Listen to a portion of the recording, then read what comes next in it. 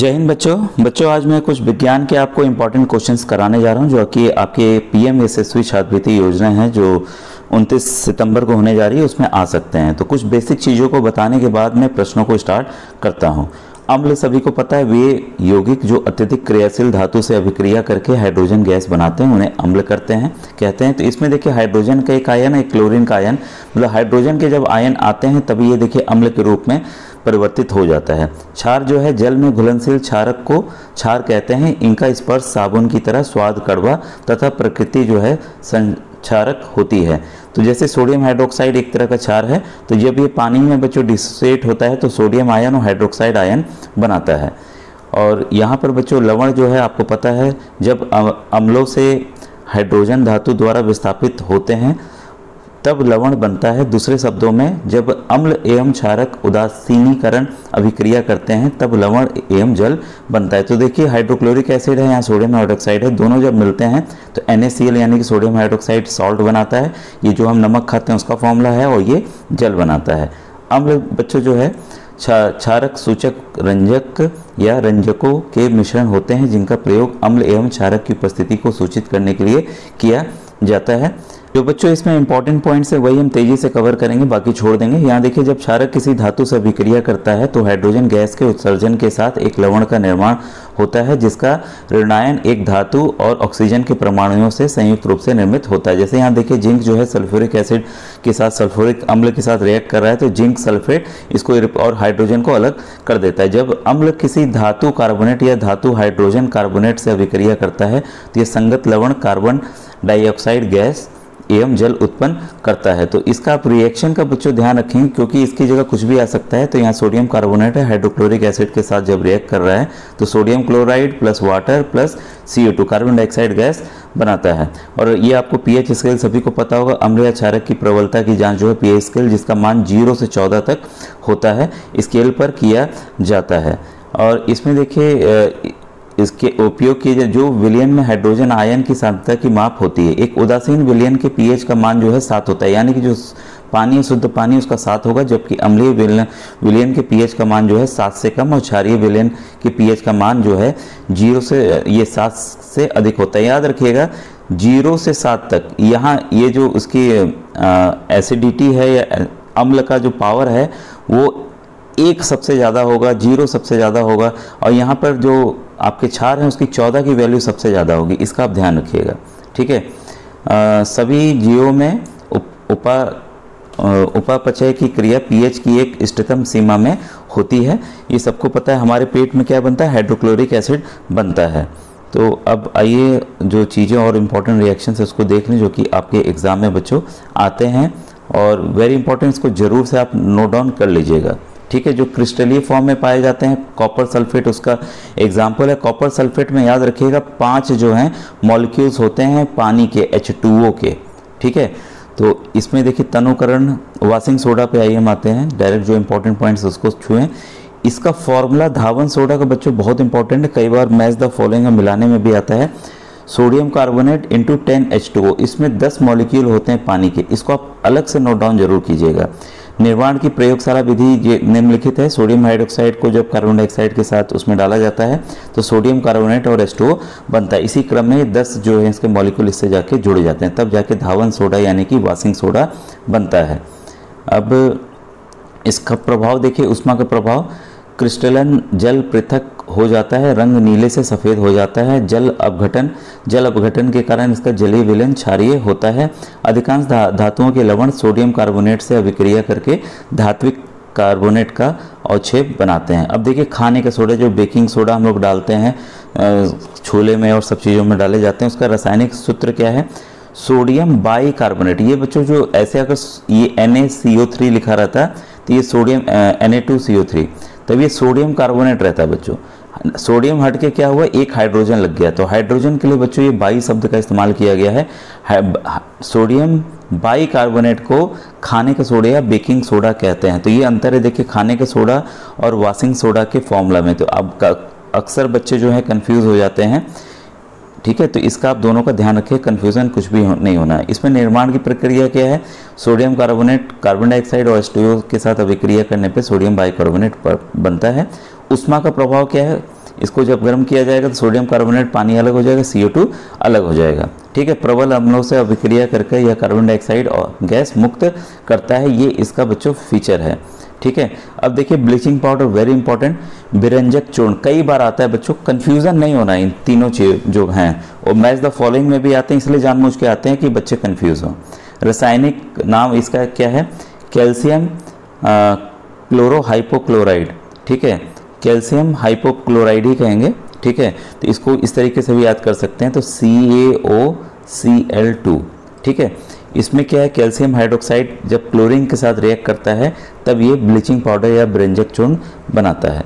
तो इस important point को आप बच्चों याद रखिएगा। ये भी देखिए वेरी इंपॉर्टेंट है, प्लास्टर ऑफ पेरिस, इसका फॉर्मूला बच्चों है आपका इसी तरह याद कीजिए, calcium sulphate into half H2O।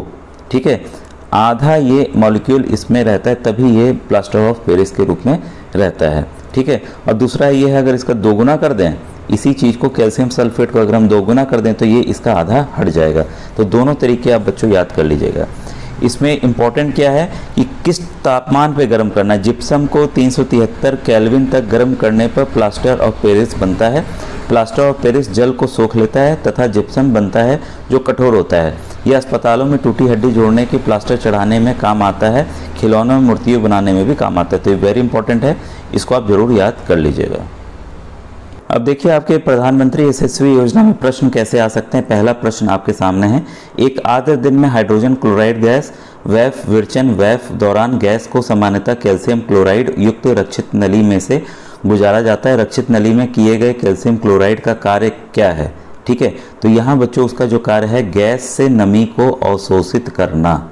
ठीक है, अब देखिए एक्सप्लेनेशन करने जाऊंगा तो काफ़ी कम प्रश्न बता पाऊंगा। निम्नलिखित में से कौन सा लवण क्रिस्टलीकरण जल नहीं रखता है, तो 2 का आंसर है बच्चों बेकिंग सोडा। ठीक है, इसके बाद देखिए नेक्स्ट है, ये वेरी इंपॉर्टेंट है, इस तरह के प्रश्न आए हुए हैं। यहाँ पर एसिड का नाम है और यहाँ पे स्रोत ये कहाँ से मिलता है। ठीक है, तो इसका बच्चों लैक्टिक अम्ल सबको पता है, दही। ठीक है, फिर है इसके बाद आपका मैलिक अम्ल, मैलिक एसिड जिसे कहेंगे, ये आपका होता है बच्चों टमाटर। एसिटिक एसिड आपका होता है सिरका में, और टार्टेरिक एसिड होता है आपका इमली में यानी कि टैमरिंड में। इसलिए इसका ऑप्शन नंबर डी बच्चों सही है। अब इसमें जो बच्चों प्रश्न इंपॉर्टेंट होंगे वो मैं बताता जाऊंगा, बाकी छोड़ते जा रहा हूँ। ये देखिए काफ़ी अच्छा प्रश्न है, एक नेत्रहीन छात्र द्वारा निम्नलिखित में से कौन सा एक अम्ल क्षार सूचक के रूप में उपयोग किया जा सकता है। देखिए नेत्रहीन बच्चा है, ठीक है, तो इसके लिए क्या होगा, वनीला आसो, वो स्मेल से पहचान लेगा, उसके सुगंध से बच्चों पहचान लेगा। ठीक है, फिर छठा प्रश्न है, निम्नलिखित कथनों में से कौन सा सत्य नहीं है। जब मुख का pH 5.5 से अधिक होता है तब दांतों का क्षय प्रारंभ हो जाता है। ये बच्चों ये वाला गलत है। मिल्क ऑफ मैग्नीशिया एक एंटासिड है, ये एकदम सही है। चींटी के डंक से मेथेनोइक एसिड होता है, ये भी सही है। यदि वर्षा जल की pH 5.6 से कम हो तो इसे अम्लीय वर्षा कहा जाता है। ये बच्चों देखिए ये उतना इंपॉर्टेंट नहीं है जितने ये 3 पॉइंट इंपॉर्टेंट हैं याद करने के लिए, वेरी वेरी इंपॉर्टेंट। इसको याद के लिए अलग से ये आ भी सकते हैं। ठीक है, तो प्रश्न के हिसाब से पूछ रहा है, नहीं है तो इसका ऑप्शन नंबर ए बच्चों सही है। ठीक है, बेकिंग पाउडर मिश्रण है। देखिए अभी मैंने जस्ट कहा था इस तरह के प्रश्न आते हैं, सोडियम हाइड्रोजन कार्बोनेट और ऑक्सिक अम्ल का है। ठीक है, तो इसका 7 का ऑप्शन नंबर सी बच्चों सही है। अब आइए प्रश्न नंबर हम लोग, ये देखिए मिलान करने वाला है, ऑप्शन बी, इसको मुझे बहुत छोटा करना पड़ेगा, इसको छोड़ दे रहा हूँ। इसके बाद है क्वेश्चन नंबर 9। ठीक है, ये है क्या होता है जब एक परखनली में एक अम्ल का विलयन एक क्षार के विलयन के साथ मिलाया जाता है। ठीक है, तो इसमें क्या होगा, विलयन का ताप बढ़ता है, ये सही बात है। विलयन का ताप घटता है, ये गलत है। विलयन का ताप समान रहता है, ये भी गलत है। लवण का निर्माण होता है, ये एकदम सही है। तो ऑप्शन नंबर डी बच्चों इसका सही है। अब क्वेश्चन नंबर 10 पे आए। क्वेश्चन 10 है, एक जलीय विलयन लाल लिथमस विलयन को नीला कर देता है। निम्नलिखित में से किसके विलयन को अधिक में मिलाने पर वह परिवर्तन व्युत्क्रमित हो जाता है। ठीक है, तो ये होगा बच्चों हाइड्रोक्लोरिक अम्ल। तो 10 का डी बच्चों ऑप्शन सही है। यहाँ पर देखिए ये भी इंपॉर्टेंट क्वेश्चन है, ये इसको मिलाना है हमें। क्वेश्चन नंबर 11 आपका PQRS दे दिया। अब ऑप्शन बच्चों HCl क्या है, HCl एक प्रबल अम्ल है। ठीक है, इसके बाद है आपका HCN एक कमज़ोर अम्ल है। NaOH जो है प्रबल क्षार है। और अमोनियम हाइड्रोक्साइड क्या है आपका कमज़ोर क्षार है, तो इसलिए इसका ऑप्शन नंबर ए बच्चों सही है। इसके बाद आइए इस क्वेश्चन को देखें। निम्नलिखित में से किस यौगिक का उपयोग टूटी हुई हड्डी की मरम्मत के लिए किया जाता है? तो यहाँ तो वो नहीं दिख रहा है। अब आए ऑप्शन नंबर, हाँ ये कैल्शियम सल्फेट और हाफ H2O अभी मैंने जस्ट बताया था, तो इसका आप ध्यान रखिएगा, इसी तरह से ये होना चाहिए। अब देखिए इससे और क्लैरिटी आ जाएगी कि किस तरह के प्रश्न आ सकते हैं। ठीक है, अब प्लास्टर ऑफ पेरिस अभी जस्ट हमने देखा, ये इसका मिला हुआ है बच्चों। ठीक है, इसके बाद है आपका जिप्सम। जिप्सम आपका कैल्शियम सल्फेट इंटू 2H2O है। ठीक है, और इसके बाद है ब्लीचिंग पाउडर। ब्लीचिंग पाउडर आपका है ये कैल्शियम हाइपोक्लोराइट है, और नींबू पानी जो है उस चूने वाला है मेरे ख्याल से, ये है आपका कैल्शियम हाइड्रोक्साइड वाले में। ठीक है, तो इसका जो है ऑप्शन नंबर ए सही है बच्चों।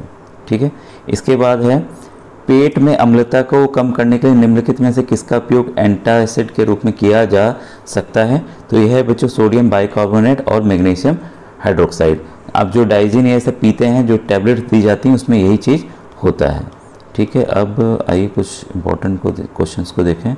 हाँ, ये कहाँ पर क्या क्या है, ये अम्ल के बारे में निम्नलिखित में कौन सा संयोजक गलत है, ये पूछ रहा है, गलत है।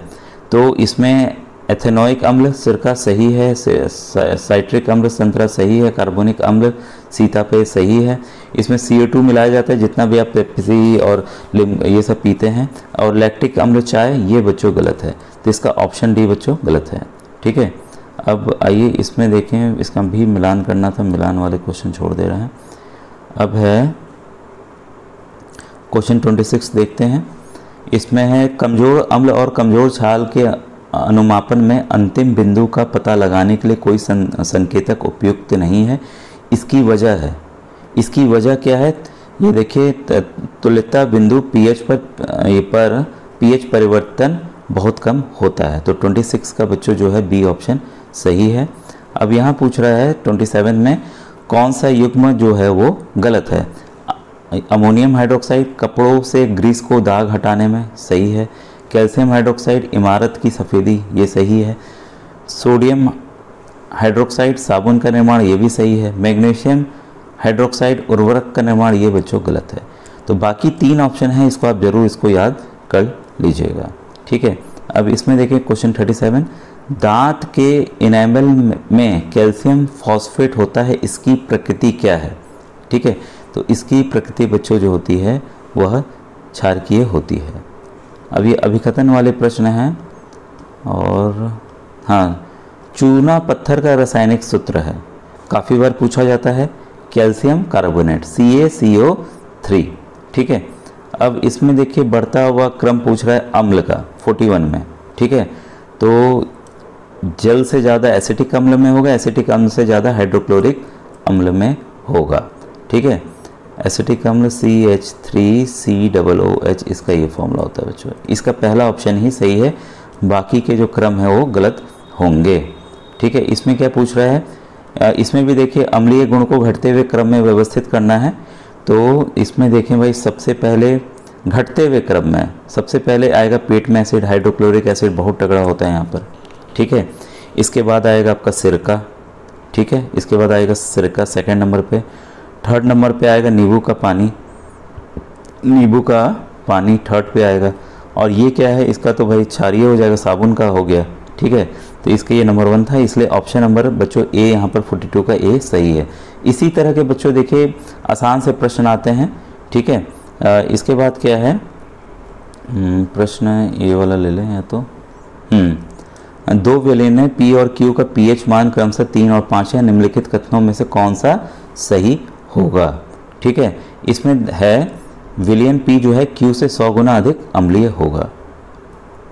बच्चों देखिए अगर वीडियो पसंद आ रहा है तो ज़रूर बताइएगा, इस तरह से और चैप्टर्स का भी मैं बता दूंगा।